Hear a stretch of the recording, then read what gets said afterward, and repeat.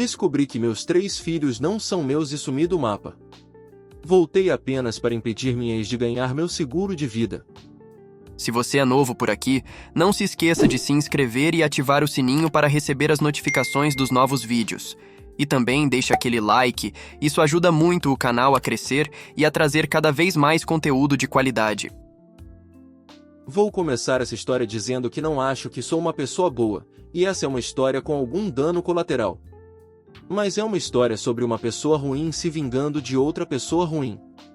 Contexto: eu, 34 anos atualmente, homem, fui criado por uma mãe solteira porque meu pai faleceu quando eu era mais jovem.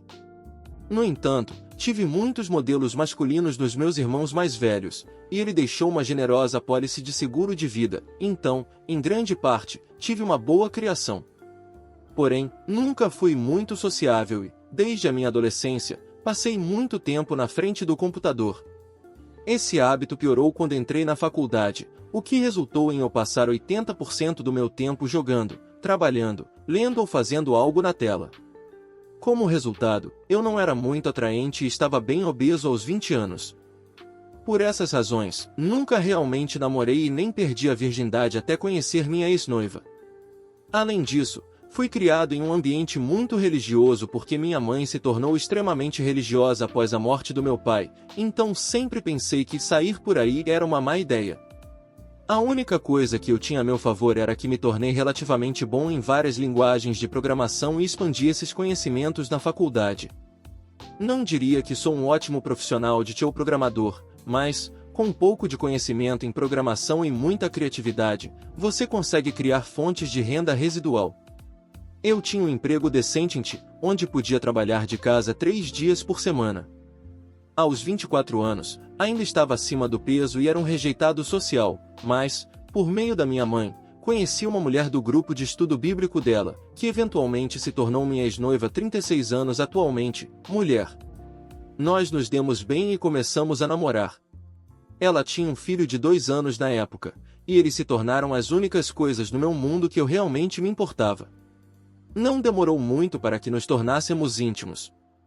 Todos aqueles anos fingindo que estava me guardando foram por água abaixo quando finalmente tive a chance de perder minha virgindade. Para ser honesto, ela realmente me tirou da minha concha, e, em poucos meses de relacionamento, eu me tornei mais sociável. Até assumi um papel de pai para o filho dela, e, em 6 meses de namoro, ela engravidou. Sendo a pessoa religiosa que eu era, imediatamente propus casamento e quis me casar antes do nascimento do bebê. Então ela me jogou uma bomba, ela ainda era legalmente casada, com um cara que estava na prisão.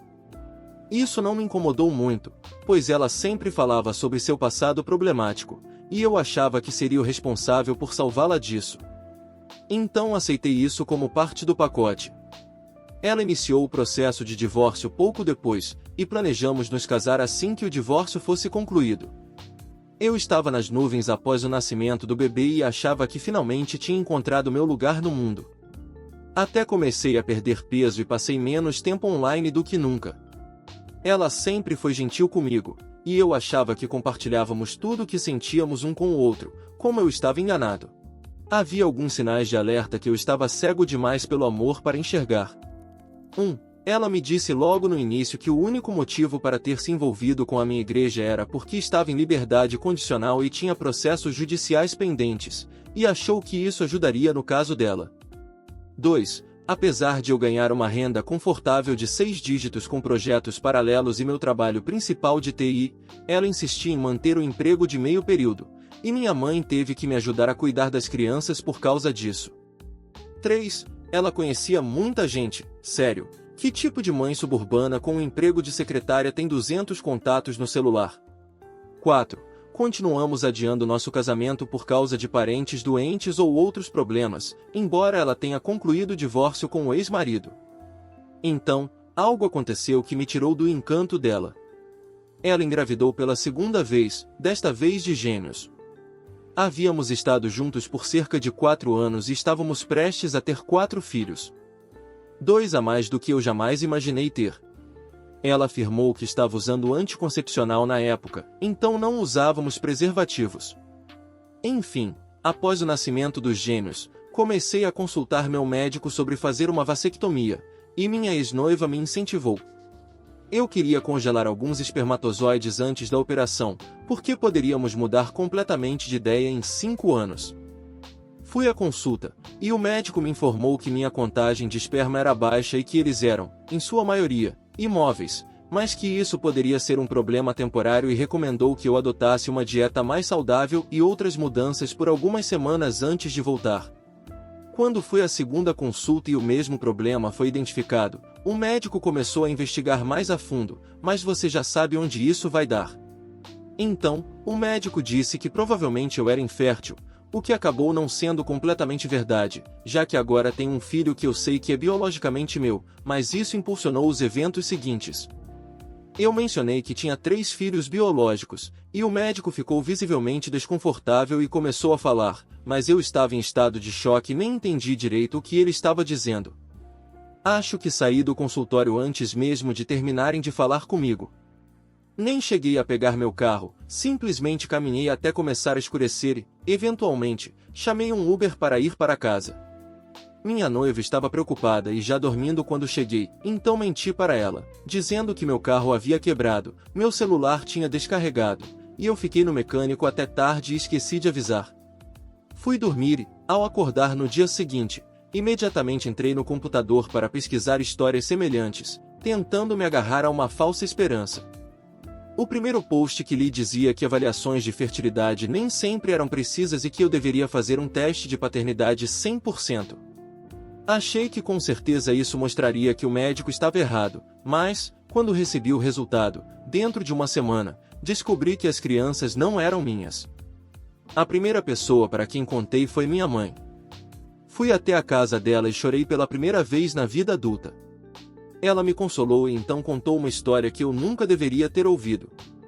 Basicamente, eu sou o produto de um caso extraconjugal, e meu pai na verdade morreu de overdose de remédios para dor depois de descobrir sobre isso. Bem, não sei por que diabos minha mãe achou que isso iria me confortar, mas, na realidade, isso só me deu uma visão bem distorcida sobre as mulheres por um tempo. Após a história e me acalmar, ela insistiu que eu me tornasse homem e honrasse meu compromisso com as crianças porque eu era o único pai que elas já haviam conhecido. Até aquele momento, eu sempre fui alguém que cedia, e realmente considerei as palavras dela por cerca de 24 horas antes de simplesmente surtar. Liguei para minha noiva e disse que precisava passar a noite na casa da minha mãe por causa de um problema familiar, e ela se ofereceu para fazer o jantar, mas eu recusei. Nesse ponto, os gêmeos tinham cerca de 6 meses, os meninos tinham aproximadamente 2,5 anos e 5 anos de idade. Não vou mentir e dizer que não sentia nada por essas crianças, mas era difícil olhar para eles e sabia que estava decidido a deixar de ser o pai deles.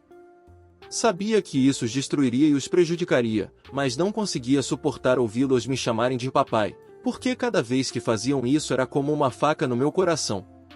Mantive a calma e não revelei nada. E minha mãe também não disse nada, presumivelmente porque achava que eu estava me tornando homem. Conversei com um advogado, porque queria tirar meu nome das certidões de nascimento dessas crianças e pensei que poderia sair dessa situação sem grandes complicações, já que não éramos casados. Infelizmente, após revisar os documentos e as finanças, descobri que, como nossas finanças estavam entrelaçadas e eu assumi um papel paternal, eu seria responsável por pelo menos o pagamento de pensão alimentícia dos meninos, além de ela ter direito a uma parte da casa e dos meus negócios paralelos. Basicamente, os advogados disseram que eu provavelmente ficaria preso a algo como 25% da minha renda por muitos anos. Praticamente desapareci da comunicação com os advogados depois de pagar a taxa inicial deles. É aqui que começa a vingança. Surtei e comecei a planejar desaparecer e deixá-los com o mínimo possível. O primeiro passo foi destruir todas as minhas fontes de renda passiva e me fazer ser demitido. Ser demitido foi fácil, mas acabou sendo meio embaraçoso. Basicamente, destruí uma impressora no pátio do escritório, não fiz absolutamente nada enquanto trabalhava de casa, exceto enviar memes para os colegas, mas não mexi com os clientes porque meu chefe era um amigo meu. Meus colegas de escritório se divertiram assistindo. Depois disso, nem tentei pedir seguro-desemprego e comecei a viver das nossas economias. Minha ex-noiva me deixou cuidar de todas as finanças, apesar de nossos nomes estarem em tudo, então ela não percebeu que nossas contas estavam sendo lentamente drenadas de dinheiro e as finanças estavam indo para o caos. Porque deixei a conta corrente dela com alguns milhares de dólares, a dívida do cartão de crédito disparou porque parei de pagar nossos cartões, haha. Fiquei meses me perguntando se deveria terminar com tudo e seguir os passos do que seria meu pai, mas no final decidi contra isso. Comprei kits de teste de ancestralidade para as crianças na tentativa de descobrir quem era o verdadeiro pai delas, porque estava esperando poder afastá-las da minha ex, mas isso resultou em descobertas ainda mais estranhas. Basicamente, o filho mais velho era primo meio-irmão dos outros, então o irmão do cara da prisão deve ter engravidado minha ex.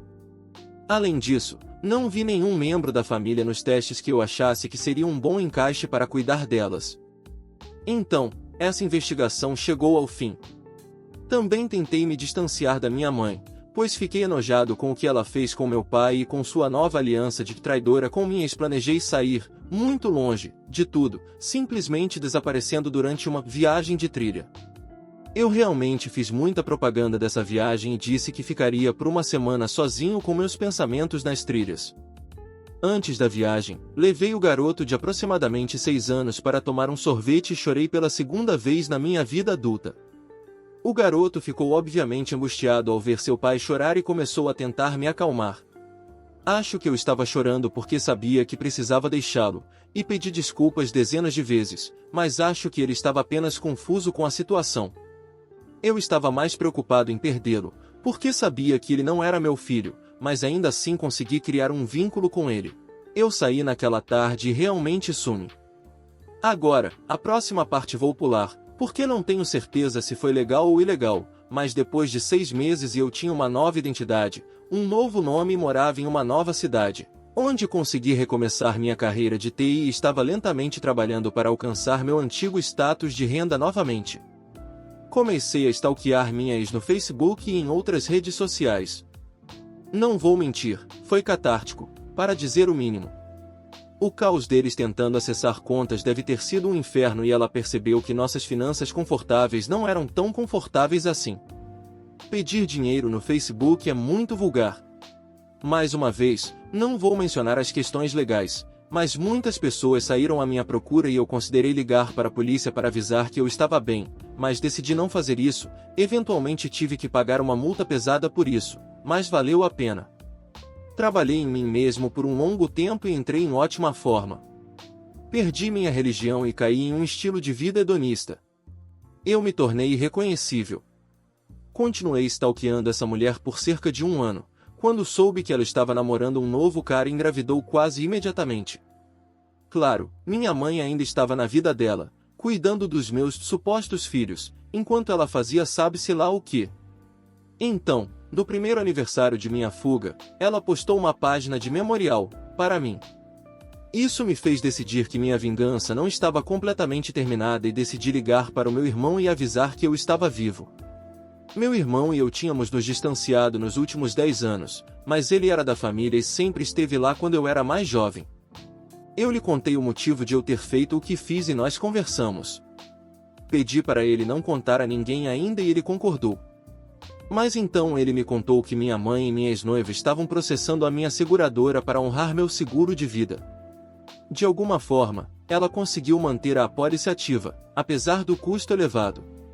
O pagamento seria substancial, 7 dígitos, e ela receberia os prêmios que pagou desde a minha suposta morte, caso ganhasse. Bem, eu não sou o tipo de pessoa incivilizada que fraudaria uma seguradora, então comecei a planejar. Dirigi os 1.600 quilômetros até minha cidade antiga quando soube que ela tinha uma audiência marcada. Eu fui ao tribunal cedo e me sentei. Naquela época, eu havia crescido uma barba, perdido 27 quilogramas e, no geral, estava bem. Eu estava tão diferente que minha ex-noiva e minha mãe passaram por mim no tribunal sem me dar uma segunda olhada.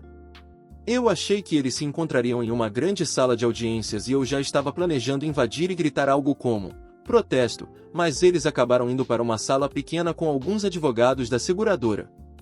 Decidi, dane-se, e bati na porta várias vezes até que abriram. Todos ficaram confusos ao ver esse homem desleixado, vestido com roupas simples e barba, e eu simplesmente disse: acredito que vocês estão tentando resolver a questão de se estou morto. Minha ex-noiva percebeu que era eu quase imediatamente e soltou um suspiro ou algo assim. Mas os advogados estavam apenas confusos. Todos acabaram saindo da sala e uma confusão se formou, com os oficiais de justiça sendo chamados. Minha ex gritou e me deu um tapa, e eles realmente tiveram que algemá-la. Isso foi um grande problema para a seguradora, eu acho, e o chefe clientes dos advogados realmente apareceu e pediu declarações e tudo mais. Até um detetive apareceu, e eu comecei a me arrepender de ter ido, mas dei minha declaração e não menti sobre nada, apenas fui vago sobre onde estava morando na época. Acabei ficando na cidade por quase um mês, e foi um mês louco em um hotel barato. Mostrei provas da traição da minha ex para quem se importasse e tentei ver as crianças, mas o mais novo não me reconhecia e o então de 7 anos me mandou #%ir, o que é justo, eu acho. A polícia ficou irritada e começou uma ação civil pelos custos de me procurar, um detetive ou algo assim até voo de outro estado para me interrogar. Felizmente, durante todo esse tempo, eu não fui preso por nada, pois não queria que minhas digitais fossem associadas ao meu novo nome e tal. Essencialmente, eu tive que pagar uma grande multa e paguei imediatamente em dinheiro, para a surpresa da polícia. Para mim, eu já estava acabado com essa cidade. Minha ex-noiva me processou civilmente por várias coisas diferentes e minha mãe ajudou, mas eu já sumiria do mapa muito antes de qualquer coisa acontecer. Agora estou de volta na minha nova cidade e nunca pretendo voltar. Parei de espioná-los depois de alguns meses de arruinar os planos dela com o seguro e segui minha vida. Isso aconteceu alguns anos atrás e estou muito melhor agora, mas estou cansado e preciso dormir. Se houver interesse, vou contar o que aconteceu comigo depois disso tudo. A atualização. Olá a todos, obrigado por se interessarem pela minha vida. Eu só quero fazer uma atualização e contar tudo.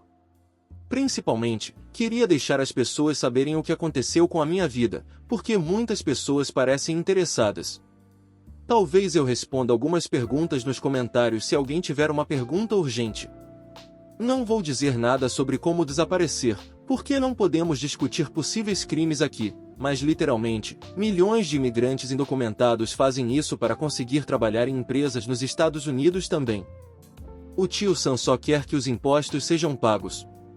Não sei os detalhes da investigação do seguro e como eles estavam me procurando, mas nunca recebi nenhuma ligação deles antes de encontrá-los pessoalmente. Não tenho intenção de tentar buscar vingança mais, porque agora eu acredito que prazeres violentos têm fins violentos. Pelo que me diz respeito, a vida da minha ex-noiva é difícil o suficiente e qualquer coisa que eu fizesse só machucaria as crianças. Depois que tudo explodiu com minha ex, eu saí da cidade, não procurei mais meu irmão e até parei de verificar a situação com a minha ex. Não ter família e amigos e começar de novo no mundo é solitário e assustador, mas igualmente empolgante e esperançoso. Como eu reiniciei minha vida ao chegar em uma nova cidade? Bem, eu tinha muito dinheiro em espécie que usei para ficar em um hotel por alguns meses enquanto organizava meus documentos e procurava trabalho. Como eu achava que meu computador pessoal seria vasculhado quando eu desaparecesse, não pude planejar muito disso com antecedência. Percebi que, sem um diploma universitário vinculado ao seu nome, era difícil encontrar um emprego com minhas habilidades. Então, decidi abrir minha própria empresa e postar anúncios sobre a criação de software de despacho personalizado, edição de vídeos e apresentações, entre outras tarefas. Eu só recebi alguns trabalhos diferentes fazendo isso e nem pagava minhas despesas de vida. Depois de fazer alguns trabalhos para a mesma empresa, fiz amizade com um gerente de projetos e fui contratado com um salário razoável. Até hoje, minhas finanças representam apenas cerca de 70% do que eu ganhava antes, mas estou feliz com o que tenho. Eu passei muito tempo procurando pessoas com histórias semelhantes na internet, eventualmente, me envolvi com um grupo de homens com histórias similares, homens que foram traídos, não os que sumiram do mapa, e, basicamente, o feedback positivo dessa dinâmica me fez me tornar uma pessoa bastante ressentida. Cheguei ao ponto de criar contas falsas para xingar algumas mulheres, então não quero entrar em mais detalhes, pois agora me sinto um pouco envergonhado e arrependido. Entrei no Tinder e comecei a me relacionar com mulheres para compensar o tempo perdido. Jogar dinheiro e mentir para elas se tornou um estilo de vida para mim, e eu traía praticamente todas as mulheres com quem me relacionava porque achava que elas também estavam fazendo o mesmo. Há alguns anos, uma das mulheres com quem eu estava tendo um relacionamento regular engravidou e veio até mim toda empolgada com a notícia. Imediatamente a acusei de traição e a coloquei para fora do meu apartamento, e ela ficou com uma expressão de choque no rosto. Lembre-se, eu achava que era infértil, então na minha cabeça ela havia me traído. Continuei zombando dela por um tempo e até mandei uma mensagem para meus amigos contando o que tinha feito. Confessei abertamente que a trai, mostrando provas. Concordei com o teste de paternidade enquanto ela ainda estava grávida, só porque não queria que ela envolvesse os tribunais e fiquei chocado com o resultado. Chorei e tentei abraçá-la, mas ela gritou, jogou alguns papéis em mim e me disse que nunca mais queria me ver. Fui para casa e bebi, feliz por finalmente ser pai, de verdade dessa vez, mas triste com o que me tornei. Como eu disse, não quero que você torça por mim, porque eu não sou uma boa pessoa. Durante o restante da gravidez, ela não quis nem falar comigo o suficiente para que eu explicasse minhas ações, mas eu realmente entendi o porquê. Quando o bebê nasceu, uma menina, eu fui ao hospital para assinar a certidão de nascimento e, ao mesmo tempo, me encontrei com o advogado dela, que acabou sendo a irmã dela, para discutir sobre a pensão alimentícia que já havíamos conversado. Eu fui para uma última tentativa e ofereci assinar qualquer papel que quisessem, se ela apenas tomasse um café comigo por 30 minutos para explicar as coisas. Ela queria custódia total e pagamentos generosos. Eu nunca contratei um advogado porque queria apenas fazer as pazes e achei que um advogado colocaria obstáculos para me proteger ou proteger minhas finanças. Eu me encontrei com ela para tomar um café e, para minha surpresa, ela me deixou falar sem interrupções por quase 20 minutos. Eu não contei toda a verdade sobre meu passado, mas ela entendeu por que eu queria fazer o teste de paternidade, embora não tenha desculpado meu comportamento de zombar dela, colocá-la para fora e traí-la. Eu assinei os papéis, mas pedi com insistência que ela me deixasse ver minha filha e fazer parte da vida dela. Ela disse que eu era instável e que precisaria de terapia intensiva antes que isso acontecesse. Claro, eu aceitei fazer terapia. Aprendi muito na terapia e fiz muita pesquisa sobre as consequências da traição e afins. Acontece que há muitas mulheres que também foram machucadas por traidores e destruidores de lares, óbvio, e que minha visão sobre as mulheres era, no mínimo, tóxica. Eu terminei minha amizade com meus amigos, porque achei que aquele ambiente seria prejudicial ao meu progresso. Não quero atacar esse grupo, porque acredito que há pessoas boas lá, só que estão quebradas e buscando respostas. Acho que ter uma filha foi um verdadeiro soco no estômago que me fez parar de tratar as mulheres tão mal. Eu finalmente pude ver minha filha quando ela tinha 7 meses e comecei a ter visitas supervisionadas a cada 2 finais de semana. Eu paguei a pensão alimentícia de maneira diligente e fiz todo o esforço para conversar com a mãe dela e tentar fazer as pazes. Uma noite, depois de ver nossa filha, ficamos bêbados e começamos a nos beijar e acabamos dormindo juntos.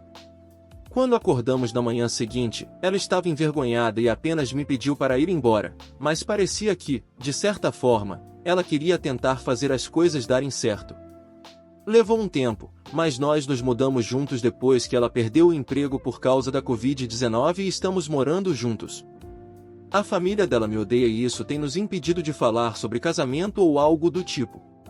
Na verdade, eu pulei a comemoração do 2º aniversário da nossa filha porque a irmã dela, advogada, não queria me ver. Eu espero que isso termine bem para mim, e sei que já tenho mais do que mereço. Por enquanto, a pandemia me deixou trabalhando de casa e minha namorada cuida da nossa filha e faz comida e tal. Ela ainda tem suspeitas sobre mim e vem até o meu escritório ver o que estou fazendo regularmente, mas eu não me importo. Por agora, vou tentar estar presente para minha filha e tentar fazer as pazes com a mãe dela. Ainda estou tentando pensar em coisas que posso fazer ou dizer, mas, por enquanto, continuo na terapia via Zoom e estou fazendo o meu melhor. Não acho que eu possa contar tudo para ninguém, por isso decidi contar para os estranhos do Reddit. Peço desculpas para as pessoas que acharam que eu era um herói na minha postagem inicial. Por favor, não deixe o ódio ferver dentro de você, amigos. Eu quase perdi algo ótimo e ainda posso perder se não tomar cuidado. Esta será a única atualização, a menos que eu volte daqui a alguns anos para contar o que aconteceu. Boa sorte a todos! Se você gostou do vídeo, não esquece de deixar seu like e comentar o que achou. E claro, se inscreve no canal para não perder nenhum conteúdo e ajudar a gente a crescer cada vez mais.